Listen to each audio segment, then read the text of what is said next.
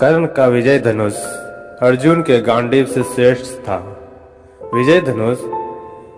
विजय धनुष धारण करने के कारण कर्ण को विजयधारी कहा जाता था। अर्जुन के गांडीव से श्रेष्ठ था।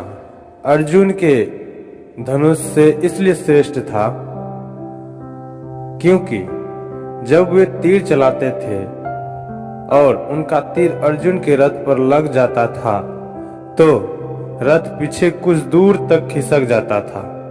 उस वक्त श्री कृष्ण कर्ण की बहुत तारीफ करते थे। जब अर्जुन तीर चलाते थे तो कर्ण का रथ बहुत दूर तक पीछे खिसक जाता था।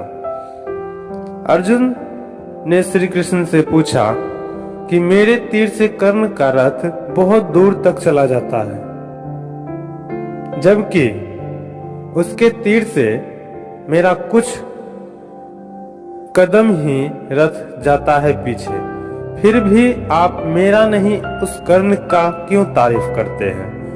इस सवाल के जवाब में श्री कृष्ण ने कहते हैं कि तुम्हारे रथ पर हनुमान जी स्वयं विराजमान हैं और मैं भी बैठा हूं, फिर भी कर्ण के तीर में इतनी क्षमता है कि वह हमारे रथ को कुछ कदम पीछे धकेल देता है। सोचो, यदि हनुमान जी और मैं इस रथ से उतर जाऊं तो क्या होगा?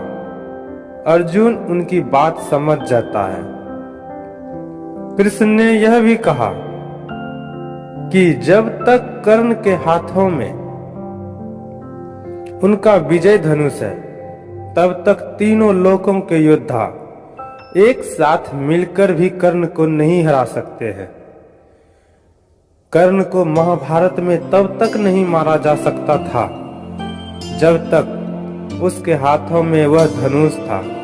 कहते हैं कि महाभारत युद्ध के 17वें दिन जब कर्ण कौरव की सेना से सेनापति था तब तक उसने अर्जुन से युद्ध करने के लिए पहली बार अपना विजय धनुष हाथ में उठाया था।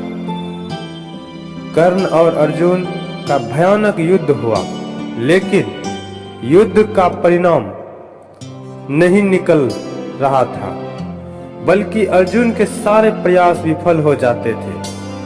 ऐसे में श्री कृष्ण ने एक कीचड़ भरे गड्ढे की ओर अपना रथ मोड़ दिया।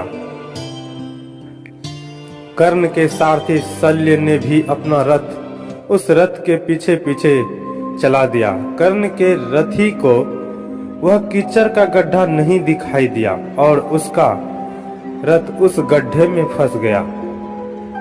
तब कर्ण अपने धनुष को रथ में छोड़कर ही गड्ढे में फंसे रथ के पहिए को निकालने गए।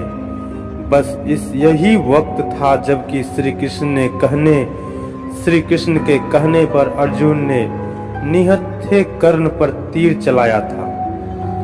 भगवान श्री कृष्ण यह बात को जानते थे कि यदि यह मौका चूके तो फिर अर्जुन को बचाना मुश्किल होगा, इसलिए उन्होंने यह कठिन फैसला तुरंत ही लिया जो कि युद्ध के नियमों के विरुद्ध था।